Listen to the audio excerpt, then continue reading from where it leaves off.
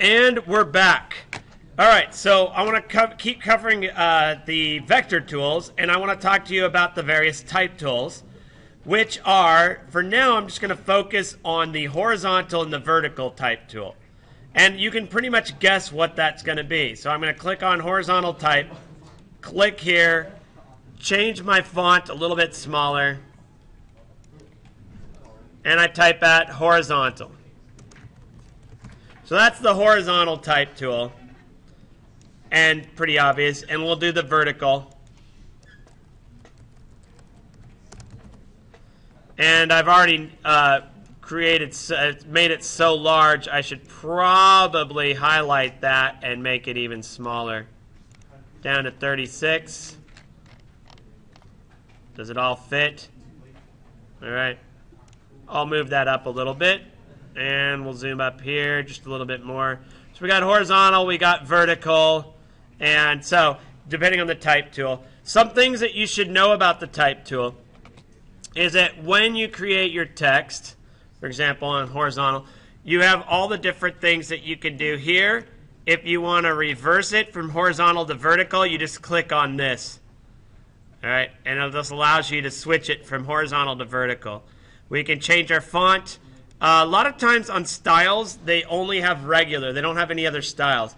If you wanted to, for example, make it bold, you'd have to click over on the toggle the character and paragraph panels. And on that panel, we can set things related to character and to the paragraph, which has to do with indentation and other things. I'm not going to go into all of those. Down at the bottom, if you wanted to make it bold, you can make it what's called faux bold, which is a fake bold. And you can make it faux italic. And then you can make everything all caps. This already is. You can do a thing called small caps, which makes anything that's not capitalized an all uppercase letter, but just smaller in size. We can do superscript to put in like things like something to the second power. We can do subscript if we want, underline, and strike through. So you got all kinds of options there. You can stretch out the height of your text percentage-wise. So we can make it 120% and it stretches it. Let's do that to horizontal. Click on horizontal. And I make sure I'm selecting that layer. If I just click on the layer, I can do that. And I can stretch it taller, making it 120%. I can widen it, make it, for example, 200% if I hit tab. See how it stretches it out? So we can stretch it out. Good to know. Other thing on here, this has to do with, let's do this, horizontal, second, hit enter, second row. Notice it still has that height of 120%. I'm going to reduce that back to 110. Scale it back a little bit. And we're going to click on here, and notice what happens when I change this from 48 to, for example, 12. Hold on, I got to highlight this, I believe. All right, this just changes the font size itself. Let's go back to 48. This right here actually adjust the rows. You see what I just did there? It made the second row overlap. It's a difference of 6 pixels. 24. Now, this is, if you know what the size of your font is, you can change that to overlap by just choosing something smaller than the font size itself. And this has to do with line height, the differences from line to line on a multi-row line of text. Okay? So there's other options here that you can play around with. One other thing I want to go over on type, if you highlight it, we also have warp, the warp tool. And so we can warp our text. We can change the style to an arc, for example. It arcs it. Make it kind of all kinds of interesting shapes. So we can play around with this. Horizontal distortion, vertical distortion. So we can do a lot just playing around with one setting and all the options that are available. I don't have time to go into all of these, but I'm just going to click OK and leave it at that. Okay? So we can play around with our type quite a lot. What I want to do now is go over the next item, which is going to be our shape tools. If I hold down my mouse, we have rectangle, rounded rectangle, ellipse, polygon, line, and of course, my favorite, the custom shape tool. We want to create a vector rectangle. We'll then get the rectangle tool. We have three options now. We can create a rectangle that fills it with the color. It's still a shape. We can get just the paths to a rectangle. Or we can actually create a raster graphic by creating a new layer. Select this, which is fill with pixels, or fill pixels. And now I've created a separate layer. This is a raster layer, or a bitmap layer, that allows me to apply, for example, filters. So I can take this and I can do liquefy, for example, and apply a filter to that. Graphic pen, for example.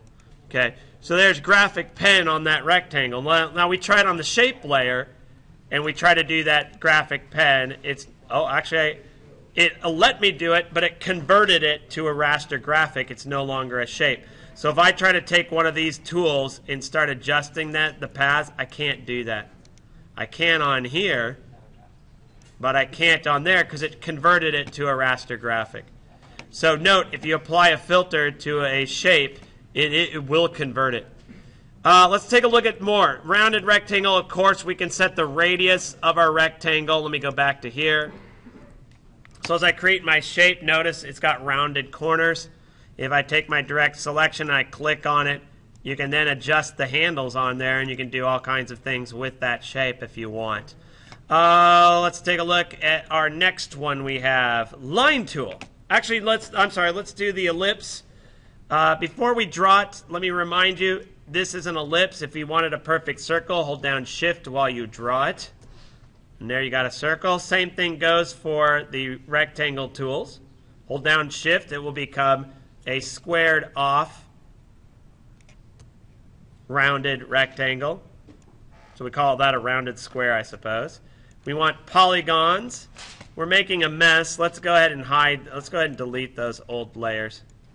I'm going to clean it up. Okay, I do a polygon. I can set the number of sides. So I want to make a nonagon. There we go. I've got myself a nonagon. Okay. If I want to make a triangle, of course that's just three sides, so you get the idea. Okay. If you ask me, I think it would be fun to make a rounded polygon. That should be the next thing. So let's talk about lines. Okay. The line tool draws a line, but something you should note, the weight of this line. The bigger this number is, the thicker the line. Also, if you click on the down arrow, you have arrowheads. Okay? So let me show you what we can do with arrowheads. First of all, we're going to do one on each side. And I'm going to click on here. Now notice, it doesn't look much like an arrowhead when I do that. That's because the width and the length have not been changed. Let's make each of those 200%. And now when I draw my arrow or my line, I get better looking arrowheads. Of course, we don't have to have arrowheads. We could have one at the beginning, like that. Of course, we could have one just at the end. Hey, look at the nonagon, for example. Also, we can remove all of them and just do a line. We can adjust the weight on here. Can we change the units? Can we make it 1 inch, for example? Yes, we can.